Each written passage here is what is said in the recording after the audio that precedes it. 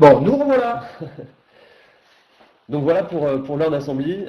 N'hésitez pas à consulter notre site internet ou à nous contacter si vous avez des questions ou des remarques. Et je vous propose Voilà, dans le vif du qu'on rentre sujet, dans le alors vif du justement, sujet. de quoi parle-t-on? On parle de MOOC, de Spock, alors on n'arrête pas finalement de voir ces acronymes un petit peu Mm. partout. On les relie pas toujours d'ailleurs à la stratégie de formation, hein, on les voit presque comme un contenu ou comme un contenant, Exactement. je ne sais pas. Est-ce que tu peux nous décrire un petit peu plus ce qu'il en est? Alors effectivement, déjà définir les termes, c'est très important. Aujourd'hui, un des grands problèmes du digital, un des grands soucis, c'est le fait de comprendre les termes qu'on emploie et de se comprendre quand on se parle les uns les autres. Dans le monde du digital, il y a beaucoup de buzzwords, beaucoup de termes à la mode et qui ne sont pas employés dans le même sens. Et donc, il y a vraiment un effort à faire de clarification. Donc la première chose, c'est donc les MOOC. Le MOOC, c'est donc un cours en ligne ouvert, proposé en général par des universités et maintenant de plus en plus par des entreprises privées ou des startups. Donc c'est un cours en ligne qui est gratuit dans 90% des cas et qui permet l'obtention d'un certificat.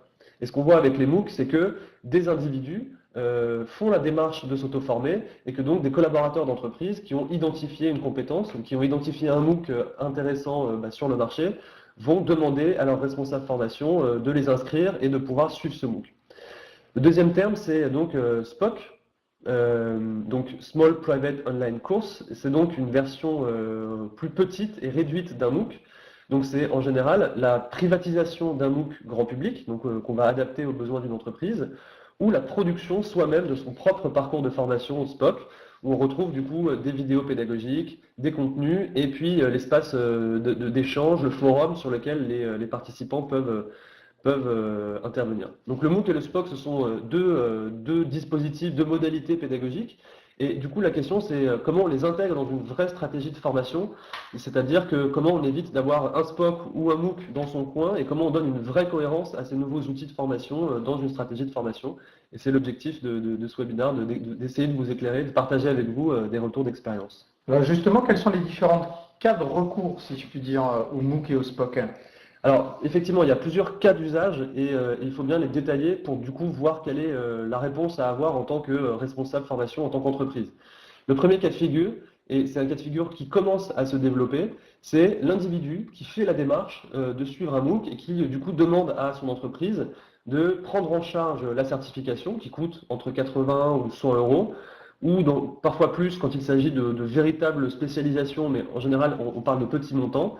Donc c'est un individu qui fait la démarche de s'auto-former et qui a identifié sur une plateforme ou dans un catalogue de MOOC un MOOC qui lui plaît.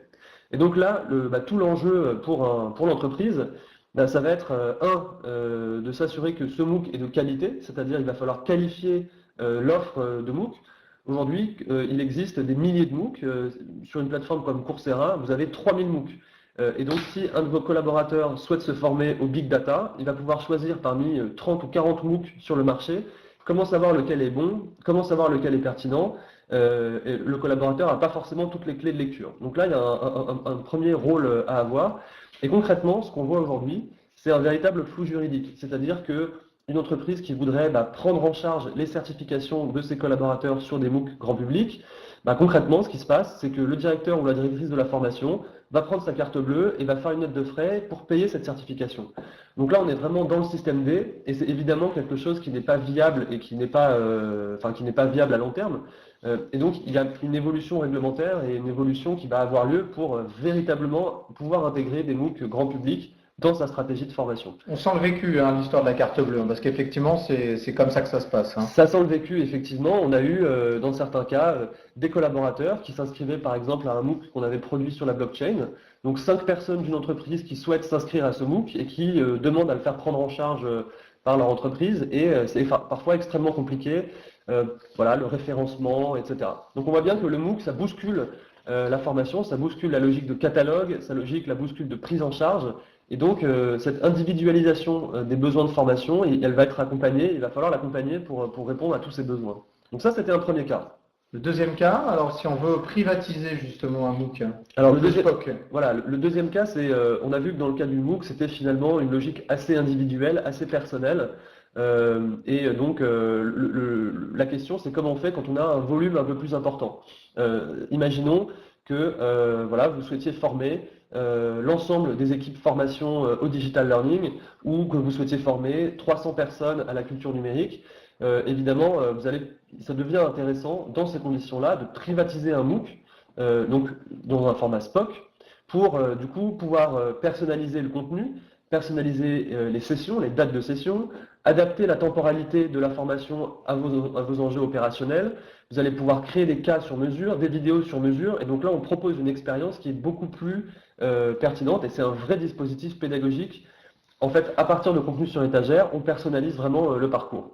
Ce qui est intéressant également, c'est que là, on va pouvoir suivre concrètement chaque apprenant. On va pouvoir voir s'il avance dans le parcours, le relancer. On va pouvoir analyser l'engagement. Alors que quand un individu s'inscrit à un MOOC grand public, bah là, vous n'avez accès à aucune donnée. Vous ne pouvez pas suivre ce qu'il fait. Voilà, vous avez simplement accès au résultat final. Donc là, on va pouvoir piloter de manière beaucoup plus précise et on va pouvoir valider la montée en compétences. Donc c'est quelque chose qui est beaucoup plus fort. Donc le SPOC devient pertinent pour des groupes qui vont de 20-30 à 150-200 personnes maximum, parce que sinon on perd l'interaction, on perd la possibilité de tutorer les apprenants, de les accompagner, ou également de faire du présentiel dans une logique un peu plus multimodale. Ok, donc il faut déjà un petit peu de volume, c'est moche comme... Un peu plus de volume, effectivement, il faut une cible un peu plus grande Voilà. et il faut avoir un vrai besoin de formation bien structuré. MOOC, SPOC, il y a un troisième cas de recours à ces dispositifs. Voilà, le troisième cas de figure, c'est donc les entreprises qui ont un enjeu stratégique de formation très important. Ça peut être un nouveau plan stratégique, ça peut être de la conduite du changement, ça peut être une nouvelle norme réglementaire, quelque chose qui va toucher tous les collaborateurs, qui est un enjeu stratégique pour toute l'entreprise. Et donc, il va falloir former des centaines ou des milliers de personnes très rapidement à un sujet. Et là, évidemment, on ne va pas trouver sur étagère, sur le marché, le contenu. Quand, par exemple, une nouvelle norme bancaire arrive, eh bien, chaque entreprise du secteur va s'adapter, va proposer sa réponse à cette nouvelle norme, à cette transformation. Et donc, la formation, elle est interne, elle est sur mesure. Et donc, dans ces cas-là, certaines entreprises font le choix de monter en quelque sorte leur MOOC Factory, de créer leur propre MOOC interne sur mesure sur des problématiques, parce que ça va permettre de former en 6 mois des milliers de personnes, là où le présentiel ne permettrait de le faire qu'en 2 ans. Et donc les entreprises vont, avec des prestataires, scénariser et produire leur propre dispositif MOOC en interne pour toucher tous leurs collaborateurs. Et pourquoi pas demain l'ouvrir au grand public, c'est également quelque chose qu'on commence à observer. Finalement, le premier cas que tu as cité était pas mal du bottom-up, et là, dans ce troisième cas, on est plutôt dans du top-down. Du top-down corporate. Alors effectivement, dans cette logique-là, on est plutôt dans une logique où c'est l'entreprise qui définit ses objectifs et qui du coup pousse une modalité de formation, ce qui du coup pose une vraie question sur l'engagement, alors qu'à l'inverse, quand c'est un individu qui fait la démarche de s'auto-former, il y a une motivation personnelle qui est beaucoup plus forte. Alors on va voir l'engagement, et justement, ce serait une des questions à ton attention, c'est comment est-ce qu'on fait pour faire en sorte qu'il y ait de l'engagement. Alors on va déjà prendre quelques questions sur cette première question, je dirais de quoi parle-t-on? On a vu SPOC, j'allais dire, SPOC, MOOC, comment est-ce qu'on dit MOOC intra? Voilà, MOOC d'entreprise. MOOC d'entreprise. Certaines personnes disent Cook pour corporate, pour corporate. Voilà, MOOC d'entreprise, ça me paraît plus simple. Alors on a quelques questions. La première, c'est celle de Catherine qui nous dit, mais peut-on créer des MOOC ou des SPOC pour des petites structures? Est-ce trop onéreux? Je dis juste que le premier cas de recours, c'est le salarié. Et on a vu que les tarifs étaient abordables, puisque c'est 90-100 euros pour des certificats. Donc la première réponse, c'est que tout le monde peut utiliser les MOOC. Mais c'est vrai, est-ce que pour les deux autres usages ou dispositifs, modalités, est-ce qu'une PME, une ETI peut avoir recours à ça? C'est une très, très bonne question. Effectivement, pour créer un MOOC, il y a un ticket d'entrée qui n'est pas négligeable. Donc du coup, nous, ce qu'on recommande quand on travaille avec des entreprises de taille intermédiaire, c'est justement d'être un peu flexible. C'est-à-dire que on va garder du MOOC le côté vidéo pédagogique, le côté forum, mais on ne va pas forcément se lancer dans un très gros dispositif qui, lui, serait très coûteux. Donc pour une PME qui voudrait produire ses propres contenus, peut-être que finalement, le besoin, c'est pas tellement de faire un vrai MOOC, mais ça va être de produire une petite série de vidéos pédagogiques avec des activités, des interactions, d'utiliser des plateformes qui ne sont pas trop chères en termes d'hébergement et de déploiement. Et du coup, on a une solution qui est plus flexible et plus adaptée et du coup, évidemment, pour un budget bien réduit. Donc, on retrouve les bons côtés du MOOC et sans avoir la lourdeur et l'investissement initial qui est Donc tout ça reste conséquent. accessible pour des ETI qui ont envie de s'engager dans cette Ça reste voie-là. accessible, C'est une ça solution. reste accessible totalement, exactement. Alors, il y a Eric qui ne pose pas une question, mais qui émet une remarque un peu directe, et je pense que les webinars sont aussi faits pour ça. Je vais essayer de la faire avec le ton, Eric, si vous voulez bien. Avec 90% d'échecs dans les MOOC, est-ce que ça ne va pas vraiment bousculer longtemps la formation? C'était évoqué le fait de dire que le monde de la formation allait être bousculé, je vais reprendre les termes, avec les MOOC et les SPOC. C'est effectivement une excellente question, il faut aborder ce point-là. Alors, le premier point, c'est que d'abord, le terme de taux de complétion est aujourd'hui un mot valise qui n'est pas défini. C'est-à-dire que un indicateur de performance, ça se crée, on en fait ce qu'on veut en fait. Et donc aujourd'hui, un taux de complétion, ça peut être quelqu'un qui a regardé toutes les vidéos et validé les quiz. Ça peut être quelqu'un qui n'a pas regardé toutes les vidéos mais qui a validé les quiz. Et donc selon ce qu'on choisit, on a déjà des taux de complétion qui sont très très différents. Ensuite, le deuxième point, et je pense que je suis pas tout à fait d'accord avec vous, Eric, excusez-moi, je pense que oui, c'est une révolution. Parce qu'en fait, ce que les entreprises n'arrivent pas à bien saisir avec les MOOC, c'est que en fait, les gens qui sont dans une logique d'auto-formation ne sont pas forcément là pour avoir la certification. Moi, j'ai suivi plusieurs MOOC, des dizaines de MOOC. Je n'ai jamais payé une certification parce que ça n'est pas mon objectif. Mon objectif, c'était de mettre à jour des compétences sur un sujet. C'était de m'acculturer à un sujet. Et donc, quand on s'acculture, on ne cherche pas à être certifié. On est dans une autre logique.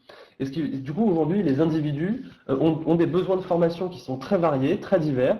Ils vont construire leur propre parcours de manière assez flexible. Ils ne vont pas forcément chercher tout de suite que la certification. Et donc l'engagement dans les MOOC est très variable. Et puis peut-être un dernier point quand même qui me paraît important, c'est que des individus s'auto-forment via des MOOC ou via d'autres types de modalités d'ailleurs. Et il y a une perte de contrôle de la fonction formation, c'est-à-dire qu'aujourd'hui, ce qu'on constate, c'est que dans certains cas, la fonction formation, la fonction learning and development, ne sait pas ce que font ses collaborateurs en termes de formation, ne sait pas où ils vont, qu'est-ce qu'ils font, pourquoi, comment, est-ce qu'ils apprennent vraiment des choses. Donc il y a une perte de contrôle qui est forte avec les MOOC. Le MOOC et les modalités digitales donnent le pouvoir à l'individu. Et donc de ce point de vue-là, c'est une révolution et une transformation. Et je pense que les MOOC sont encore un phénomène jeune qui va mûrir. Et je fais un peu souvent le parallèle avec Internet. Il y avait beaucoup de gens en 1995 qui disaient Internet, c'est naze, ça marche pas bien, on trouve rien, ça va faire un feu de paille.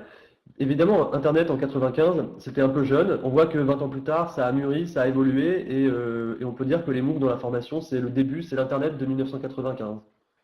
Alors, Eric précise qu'il ne parlait pas de la certification, mais simplement du fait que la majorité des participants ne vont pas au bout de la formation.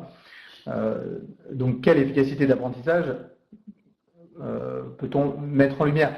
Il y a plusieurs questions, si je puis dire, Eric, mais ça pose la question quand on parle effectivement de taux d'échec.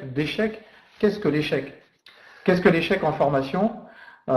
Et c'est valable pas que pour les MOOC, c'est valable pour l'ensemble des dispositifs existants pédagogiques, y compris ceux qui existent depuis 40 ans en présentiel avec un formateur et un beau paperboard. Voilà, la présence ne veut pas dire succès. Et par ailleurs, je voudrais juste élargir le propos quand tu disais bousculer la formation ou une forme de révolution. Il y a les MOOC, mais il y a un nombre de dispositifs incroyables qui véritablement, oui, bousculent, changent les codes, changent les normes de l'apprentissage, changent les comportements, la manière même dont on a abordé le développement de ses propres compétences et l'apprentissage. Donc, c'est peut-être pas que les MOOC en tant que tels qui vont faire la révolution, mais c'est peut-être un gros grain de sable sur la plage des changements et des ruptures. Je pense que ça y contribue fortement. On va continuer à prendre, parce qu'il y a tout type de questions et de commentaires, donc on va essayer de continuer à les prendre une par une. Alors, allons-y, Cindy. Alors, on va essayer de les reprendre dans l'ordre chronologique pour être sûr de ne rater personne, et puis après on accélérera peut-être la suite du propos, on verra en fonction. Alors, il y avait beaucoup de questions sur les coûts de déploiement. On peut peut-être rassembler ces questions. Effectivement, il y avait question, combien ça coûte un cook? Alors, en fait, donc, la personne qui posait la question sur la production de MOOC, Aujourd'hui, vous allez pouvoir produire par exemple des vidéos pédagogiques et utiliser un réseau social d'entreprise pour faire la partie forum. Et un réseau social d'entreprise, ça va vous coûter quelques euros par utilisateur. Donc on est sur des budgets qui sont beaucoup moins chers qu'une plateforme de MOOC complète. Voilà, donc on peut imaginer aussi ça. Et puis quand on produit des vidéos et des activités pédagogiques, il y a tout type de contenu. On peut faire des contenus extrêmement chers avec beaucoup d'animation, du motion design, du dessin animé. Et puis on peut faire des choses qui sont plus abordables sur des formats un peu plus simples. On peut même rendre autonomes des experts ou des formateurs pour qu'eux-mêmes produisent les vidéos sans passer par un prestataire. Donc il y a plusieurs, voilà, il y a de la flexibilité et plusieurs manières de voir les choses. Du coup, le coût moyen, en fait, pour produire son propre MOOC d'entreprise ou son propre SPOC, bah, en fait, il faut distinguer les différents coûts. Il y a des coûts de temps d'ingénierie pédagogique. Ensuite, il y a des coûts de production audiovisuelle. Et donc là, ça va dépendre du périmètre, hein. Si vous produisez 8 vidéos et 3 quiz, ce ne sera pas la même chose que si vous produisez 25 vidéos dans 2 langues avec des business cases, des quiz et des ressources complémentaires. Donc il y a des enveloppes qui vont de 10 à 70 000 euros en fonction du périmètre. Et puis après, il y a la plateforme. Et donc là, la question, c'est est-ce que votre entreprise a déjà un LMS, une plateforme de formation, et donc vous n'avez pas de surcoût? Soit vous prenez une plateforme MOOC, et là, vous avez différents types de modèles, soit des prix par utilisateur, soit des forfaits. Et là encore, ça dépend du volume de personnes. Donc on est sur des projets qui sont très variables en termes d'échéance, en termes d'envergure, et c'est compliqué de chiffrer ça a priori. Valérie nous pose la question, c'est très bien, il y a beaucoup de questions, donc on va essayer d'y répondre à toutes. Zut, Valérie, je viens forcément, encore une fois, de cliquer avec ma souris là où il ne fallait pas. Valérie pose la question, quelle différence entre SPOC et e-learning? C'est vrai qu'on n'a pas évoqué ce point-là. Oui, c'est une très bonne question. Alors, le e-learning, c'est donc une modalité où on est seul avec le contenu. Vous êtes devant votre ordinateur et vous vous auto-formez seul. Ce qu'apportent les MOOC et les SPOC, c'est la dimension sociale et collaborative. C'est-à-dire que certes, vous avez accès aux ressources, aux vidéos pour vous former, mais vous avez accès à des espaces de partage et d'échange avec vos collègues, avec des pairs. Et du coup, c'est extrêmement riche de pouvoir co-construire son savoir, de pouvoir échanger, débattre. Et cette dimension social learning, elle est essentielle. Le deuxième point aussi, c'est que les MOOC et les SPOC, on est sur quelque chose qui est très rythmé. Vous allez recevoir le contenu toutes les semaines, ou alors, nous, ce qu'on recommande, c'est de laisser le contenu accessible, mais de donner des échéances. Par exemple, au bout de 2 semaines, faire un cas, ou participer à une visioconférence, ou se retrouver en présentiel. Et du coup, on crée des échéances qui vont engager. On anticipe un peu sur ce qu'on va dire juste après. Et du coup, voilà, on est vraiment sur quelque chose qui est distinct de l'e-learning. Puis après, en termes de format aussi, l'e-learning classique, c'est souvent des modules voilà, type flash. Avec les MOOC, ce sont souvent des vidéos avec des intervenants qui s'expriment. Et donc, du coup, on a une autre manière d'interagir avec l'expert. Alors, il y avait une question aussi sur, je reviens là-dessus, l'apprenant n'apprend pas. Alors, il y avait Amélie qui dit dans l'e-learning, l'apprenant n'apprend pas seul. Il y a également une dimension social learning, c'est ce que tu viens d'évoquer. Y a-t-il de plus en plus de certifications MOOC et SPOC reconnues par l'État et inscrites au RNCP? Alors, ou est-ce que c'est trop neuf? Alors c'est une excellente question. Il commence à y avoir effectivement quelques parcours de formation en ligne. Alors est-ce que c'est des MOOC? Je ne sais pas, mais c'est des formations en ligne sociales qui sont inscrites au RNCP, mais il y en a très très peu. Aujourd'hui, déposer un titre au RNCP, ça prend 1 an et demi, hein, donc il y a quand même un travail important à faire. Alors après, on peut les différents OPCA, en fonction des branches, intègrent ou n'intègrent pas les MOOC et les SPOC, donc tout dépend des branches. Mais ça commence à bouger, hein, ça commence clairement à bouger. Nous, on voit que les OPCA bougent, que les entreprises poussent pour pouvoir faire prendre en charge ce type de dispositif. Donc c'est encore un peu jeune, mais c'est en train de bouger. Tu penses qu'il y a un horizon de temps Honnêtement, c'est compliqué à dire. Comme il y a des réformes tout le temps et que personne ne comprend les réformes, et que le temps qu'une réforme soit mise en place, elle est déjà supprimée, je préfère pas m'engager sur un horizon de temps. D'accord. Surtout qu'on a un changement de majorité, donc ça va encore bouger, voilà. C'est certain. Allez, on va reprendre toutes ces questions, mais n'hésitez pas à continuer à les poser. On va passer à la deuxième thématique, quelles sont les bonnes pratiques, les bonnes dispositions à prendre justement avant de déployer soit un MOOC, soit un SPOC. Alors, effectivement, là, on va essayer de vraiment réfléchir à comment vraiment intégrer les MOOC et les SPOC dans sa stratégie pour ne pas faire que des one-shots et donner leur chance à ces nouvelles modalités pédagogiques qui ont vraiment de l'impact et qui fonctionnent. Alors, le premier point, on va passer rapidement dessus, mais c'est tout ce qui est lié à la DSI et au matériel. Oui, ça paraît tellement évident. Oui, mais ça paraît évident, mais croyez-moi, ça ne l'est pas. Et je pense que les personnes qui participent à ce webinaire et qui ont des enjeux avec la DSI savent de quoi je parle. Ça ne l'est pas du tout. Et souvent, ce qu'on voit avec les MOOC et avec le digital learning, c'est qu'en fait, c'est un vecteur de transformation digitale de l'entreprise. Parce que ça bouscule les pratiques, ça bouscule la DSI, ça bouscule le matériel, les outils qu'on va pouvoir autoriser. Et donc, des gens qui veulent lancer des MOOC se retrouvent à être des ambassadeurs du digital sans même s'en être rendu compte. Donc, ça paraît anecdotique, mais croyez-moi, ça l'est pas du tout. C'est un gros sujet, surtout dans les grandes entreprises. Le deuxième sujet qui me paraît vraiment essentiel, c'est que beaucoup d'entreprises avec qui on a pu travailler déploient un MOOC, mais elles ne réfléchissent pas forcément à la manière d'intégrer ce SPOC ou ce MOOC dans un dispositif complet. Et donc, aujourd'hui, ce qu'on voit dans la formation, c'est ce qu'on appelle le mix formation, c'est-à-dire qu'on utilise différentes modalités, différents outils, différents leviers pour créer l'engagement.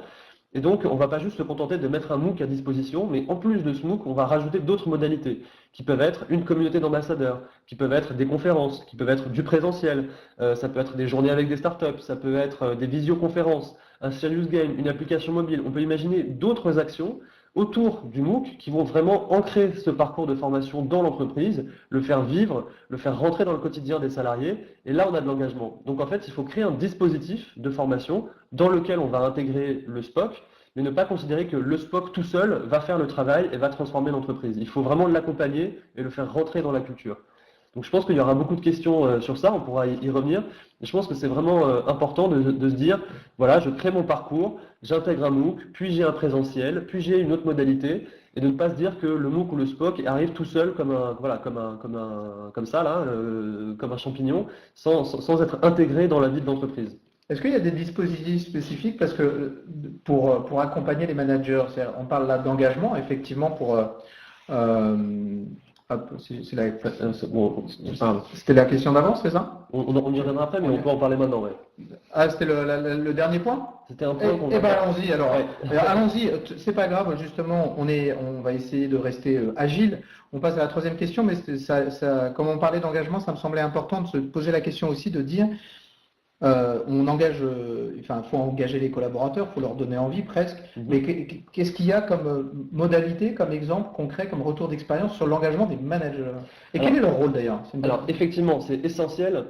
C'est-à-dire qu'aujourd'hui, nous, notre conviction chez Learn Assembly, c'est que faire des vidéos, faire des MOOC, il y a beaucoup de gens qui peuvent le faire, mais créer l'engagement, s'assurer que les participants vont participer à cette formation, et qu'on va avoir une vraie transformation des pratiques, c'est ça le vrai enjeu. Et donc il faut adapter et contextualiser les MOOC et les SPOC pour que ça marche vraiment. Et donc les managers ont un rôle essentiel. Le premier, c'est que aujourd'hui, les managers n'ont pas forcément une bonne culture de la formation et du digital learning. C'est-à-dire que quand on regarde les référentiels de management, la posture du manager coach, du manager développeur de compétences, elle n'est pas toujours très connue et très valorisée. Et or aujourd'hui, un manager, c'est quelqu'un qui va devoir accompagner la mobilité de ses collaborateurs, leur montée en compétences. Et donc, il y a un enjeu de formation des managers à la formation et au digital dans la formation. Donc, il faut vraiment les acculturer, les sensibiliser. Avant de faire un MOOC d'entreprise, il faudrait faire un SPOC sur manager coach. Exactement, ça sert exactement. Ensuite, il y a un deuxième point, c'est qu'aujourd'hui, les managers, et en particulier les managers de proximité, sont saturés d'informations qui viennent du siège.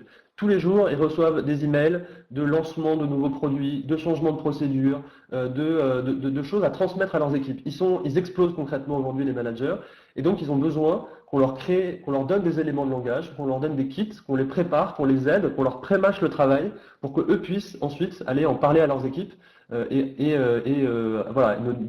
leur préparer un peu le travail. Ça, c'est très important. C'est un peu des kits de communication. Voilà, c'est des kits de communication par exemple, mais il y a plusieurs manières de le faire. Pour qu'ils promeuvent le mieux possible. Exactement. Et ensuite, il y a un point qui est essentiel. Et là, on arrive à un sujet qui est le sujet de l'évaluation de la performance. C'est que aujourd'hui, quand on se forme en ligne via un MOOC ou un SPOC, on ne va pas se former pendant une journée en présentiel, on va se former par petites séquences de une demi-heure, d'une heure, pendant plusieurs semaines. Et donc, ça a un impact sur le temps de travail. Et donc, il faut accepter que quelqu'un ait la possibilité de se connecter une heure par semaine en ligne pour s'auto-former. Et il faut l'intégrer dans le quotidien opérationnel, laisser un peu de temps pour le faire. Et puis finalement, c'est plutôt une bonne chose parce que on perd pas un collaborateur pendant 2 jours, il reste sur le lieu de travail et seulement il est en formation en ligne tout seul pendant 1 heure ou 2. Donc il faut transformer cette culture-là, organiser un peu le temps de travail et puis essayer de faire évoluer les indicateurs de performance. Si l'indicateur de performance d'un manager, c'est les chiffres, c'est la rentabilité de son équipe, c'est son PNL, et s'il n'y a pas la formation dedans, forcément, il n'est pas du tout incité à développer la formation. On voit aujourd'hui que certaines entreprises ont mis en place dans l'évaluation de leurs managers un volet sur la formation, un volet sur l'ouverture des collaborateurs vers l'extérieur, et donc forcément, ça les implique un peu plus, c'est une sorte d'incitation, et donc je pense qu'il y a aussi une évolution sur la performance à faire. Ok, il y a Sylvie qui pose la question, peut-on enregistrer un MOOC SPOC pour le voir hors ligne?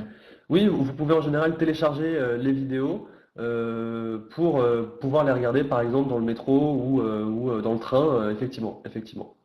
Je reviens juste, et moi qui vais poser une question, pardon, je vois apprendre à bien communiquer, effectivement, il faut marketer la formation, donner envie.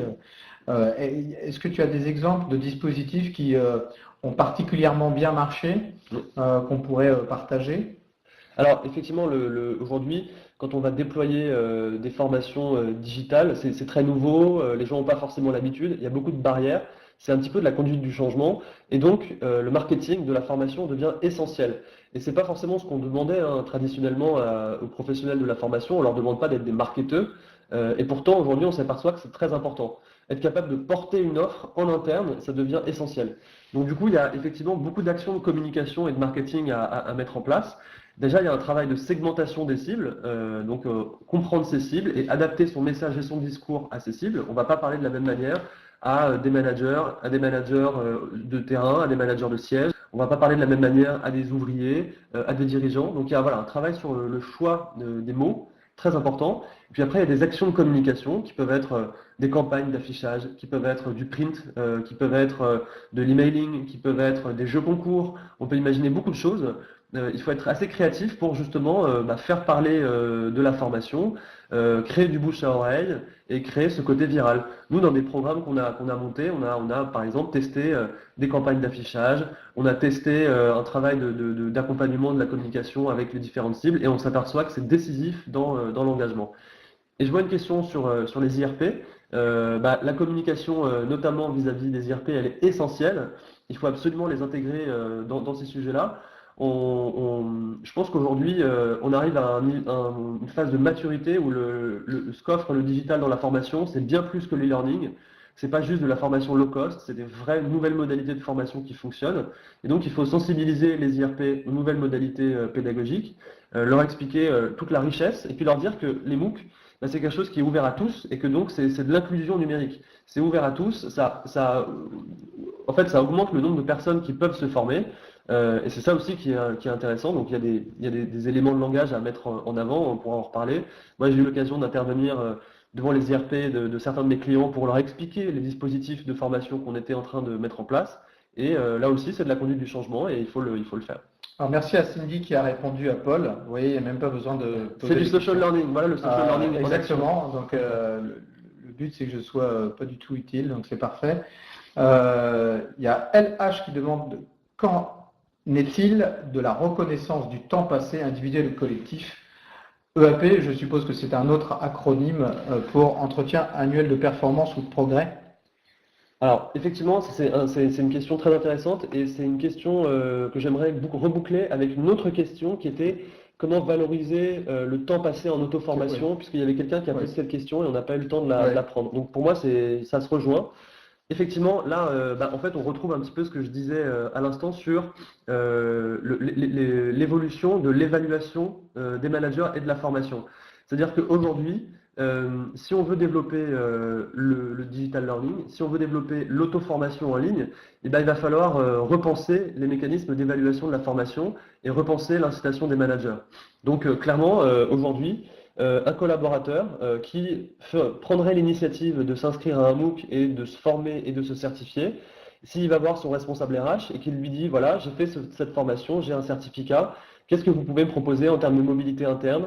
Est-ce que c'est quelque chose qu'on va valoriser dans ma carrière? Bah, là, il y a une réponse à apporter, c'est-à-dire que les RH vont devoir se positionner. Ils vont devoir dire, bah, non, je n'accorde pas de valeur à ces pratiques de formation pour telle et telle raison. Ou alors, si, je les encourage parce que je veux des collaborateurs autonomes, responsables, qui prennent en main leur formation et j'évalue la qualité de la montée en compétences. Voilà, ça dépend. Aujourd'hui, c'est un peu compliqué. Ce qu'on fait, c'est qu'on va récupérer les données de temps passé en formation, les données d'engagement, et puis on va essayer de les réintégrer dans les conventions de formation pour la prise en charge par les OPCA. Enfin, très sincèrement, c'est un peu artificiel, hein. D'autant plus que un MOOC, ça peut être 2 heures de vidéo, mais après vous avez des activités, et les activités, selon votre engagement, selon votre curiosité, bah, ça peut être 1 heure comme 5 heures. Donc c'est très compliqué à évaluer le temps passé. Et typiquement, les indicateurs comme le temps de connexion, c'est pas toujours très pertinent parce qu'on peut se connecter et puis faire autre chose. Ce qui compte, ce qui compte pour moi, c'est d'évaluer la montée en compétences, l'impact sur les métiers, l'impact sur l'entreprise. Et donc, il faut repenser l'évaluation, je pense. Mais l'OPCA prend en charge, même pour partie, du Ça temps. peut, Ça peut. Donc, voilà. Donc, ça peut, si les formations sont référencées, si l'OPCA est en avance et ouvert. Voilà, il y a un travail, en tout cas, il y a un travail d'ingénierie à faire derrière, mais effectivement, c'est quelque chose qu'on commence à voir. Eh ben, il y a MBE qui pose la question suivante en direct live. Une petite boîte ne peut pas proposer de carrière, des projets, de nouvelles missions, pas facile de reconnaître les certificats. Oui, effectivement, ce que vous dites, c'est effectivement une bonne question. Je pense que d'un point de vue RH, ce qui est intéressant, c'est de valoriser le fait qu'un collaborateur prend en main son parcours professionnel, fait la démarche de se former, fait la démarche de s'ouvrir sur le monde, a pris conscience que ses compétences, les compétences qu'on a à un instant T, bah, elles peuvent être obsolètes dans 3 ans, dans 5 ans, voire moins. Et donc, il y a un changement sociétal. Donc, je pense qu'il faut il faut le valoriser. Ça peut être de nouvelles missions. Ça peut être aussi valoriser des personnes qui se sont formées via des MOOC et leur donner la parole dans l'entreprise, les inciter à partager ce qu'elles ont appris. Nous, chez Learn Assembly, quand quelqu'un suit un MOOC ou participe à une conférence, il fait un compte rendu pour toute l'équipe, il partage avec toute l'équipe ce qu'il a vu, ce qu'il a appris, et du coup ça le valorise, il y a une reconnaissance de son travail, ça fait réfléchir tout le monde, et on intègre ça dans le knowledge management. Donc c'est quelque chose qu'il faut changer, et là on est plus sur des sujets culturels et sociétaux, et pas sur des sujets opérationnels en fait. Oui, la reconnaissance n'est pas corrélée à la taille de l'entreprise. Les projets ou les perspectives de carrière, peut-être, mais pas effectivement ce qu'on peut en retirer collectivement. Il y a aussi dans la part du développement des compétences une forme de co-responsabilité et c'est du co-développement et donc l'entreprise, même de petite taille, peut en tirer profit, en tirer bénéfice d'un collaborateur qui se développe et il faut effectivement trouver un peu les modalités pour le reconnaître. Je reviens juste sur la partie marketing. N'hésitez pas pendant ce temps-là à poser vos questions sur tout ce qui concerne les MOOC et les SPOC. Profitez de la disponibilité d'Antoine qui est expert du sujet pour l'interroger. Je reviens juste tout à l'heure, tu parlais du marketing, alors ça nous intéresse particulièrement au sein de l'agence Parlons RH, mais tu évoquais segmentation, cible, promesse. Alors promesse, tu l'as pas évoqué, mais je le rajoute. C'est-à-dire, c'est quoi la promesse du service formation en termes de bénéfices pour le CODIR, pour le management, pour les collaborateurs, et je rajoute aussi les partenaires sociaux. On a évoqué les ERP. Les ERP. Oui, mais pour moi, ils sont partenaires. Donc, voilà. Totalement. Communication campagne. Donc là, effectivement, il y a pas mal d'actions à mener. Alors, je ne sais pas si vous avez d'autres questions. Du coup, peut-être pour compléter ces différents points, on voit que les MOOC et les SPOC, ça, en fait, c'est des ambassadeurs en quelque sorte, et c'est un peu les ambassadeurs de la transformation du métier de responsable formation, de Digital Learning Manager. Donc ça entraîne de nouvelles compétences, de nouvelles postures, et c'est quelque chose de nouveau, et c'est vraiment, aujourd'hui, la formation devient un vecteur de transformation digitale des entreprises. Donc c'est quelque chose d'assez intéressant et de très passionnant. Après, sur les IRP, comment ne pas se les mettre à dos? Je pense que déjà, il y a une question sur ça.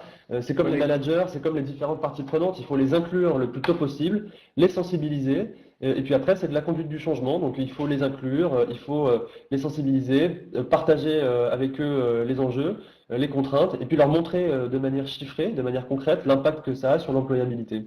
Alors, je vais juste, parce qu'on va être pris par le temps, je pense que tu avais un propos un peu général, et ça me semble intéressant de l'évoquer là, avant de conclure. Oui, effectivement. Donc ce que je voulais dire, c'était que finalement, bah, pour intégrer les MOOC, les SPOC dans la stratégie de formation, dans le plan de formation annuel, bah, on voit qu'il y a beaucoup de nouvelles postures et compétences à développer quand on est dans les RH et la formation.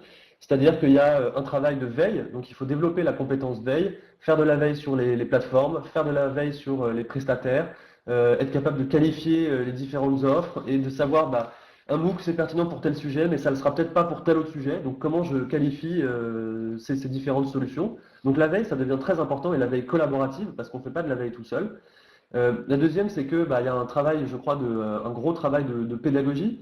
Aujourd'hui, finalement, la pédagogie, elle est un petit peu oubliée dans les métiers de la formation, et on se rend compte qu'aujourd'hui, si on veut redonner le goût de la formation, si on veut vraiment revaloriser la formation, il faut y remettre vraiment de la pédagogie. Il faut mettre les collaborateurs, les apprenants au cœur du dispositif. Il faut les écouter. Il faut leur demander comment ils aimeraient apprendre, sous quelle forme. Et je pense que c'est vraiment important d'avoir une pensée orientée vers l'utilisateur, vers l'apprenant, dans une logique de design, et de ne pas pousser en top-down des formations qui sont les formations à la mode parce que tout le monde dit qu'il faut faire des MOOC ou tout le monde dit qu'il faut faire des serious games. Donc ça, c'est un sujet.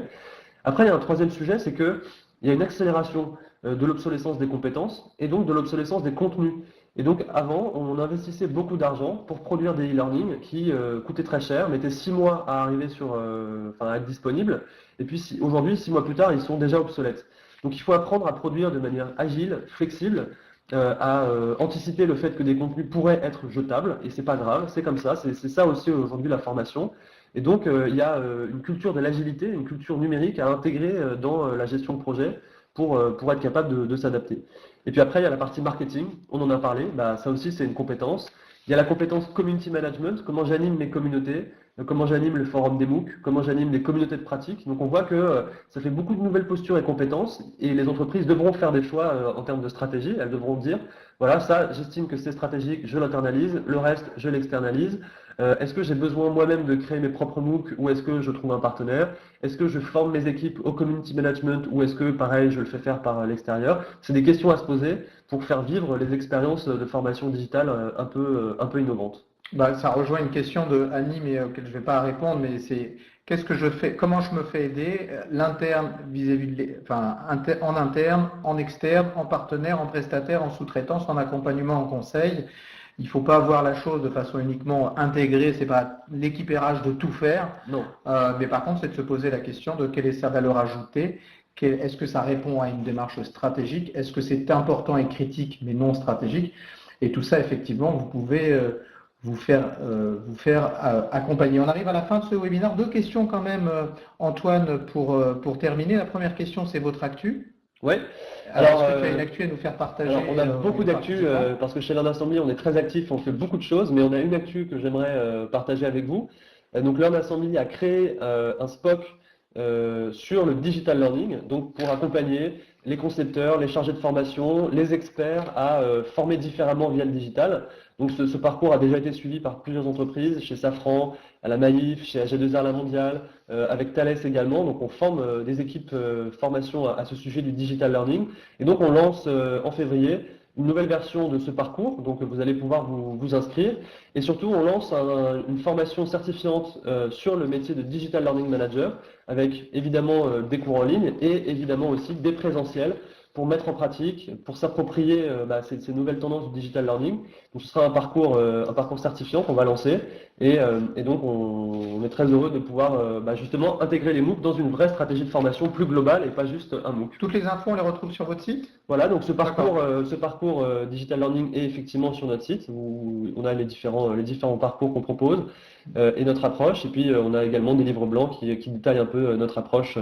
Donc n'hésitez pas à nous contacter ou à les télécharger. Et pareil pour vos questions, on les a bien notées, on n'a pas pu y répondre à toutes, mais n'hésitez pas aussi à les poser directement à Antoine sur son mail ou à moi. Une dernière question, Antoine, ton coup de cœur RH, et on termine toujours les webinaires Parlons RH par cela. Est-ce que tu as un coup de cœur à nous faire, à nous faire partager? Alors effectivement, j'ai un petit coup de cœur que j'ai trouvé assez intéressant. C'est un MOOC que j'ai vu, créé par une université, sur la culture numérique pour les personnes handicapées.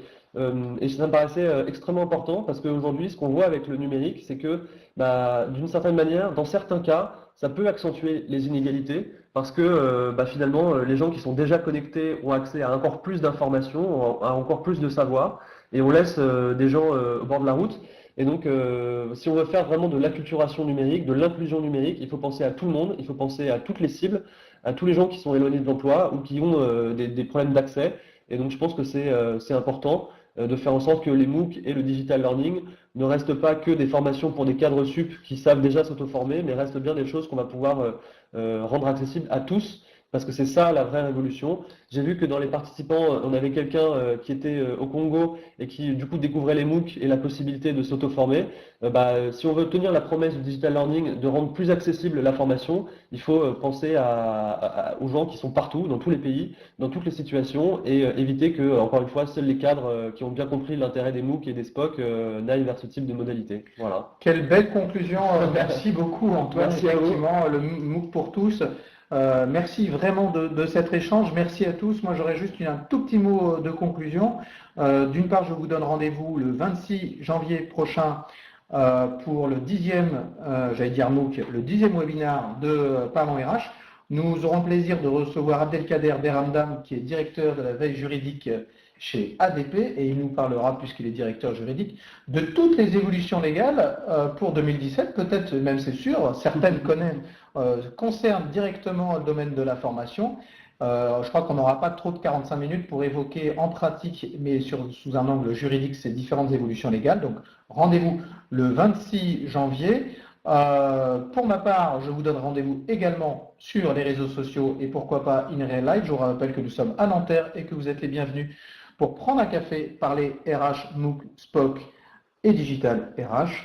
Et je vous souhaite, si on ne se voit pas d'ici là, d'excellentes fêtes de fin d'année au nom de toute la team Parlons RH. Merci encore à tous et merci encore à toi, Antoine. À très bientôt. Merci à vous, à bientôt.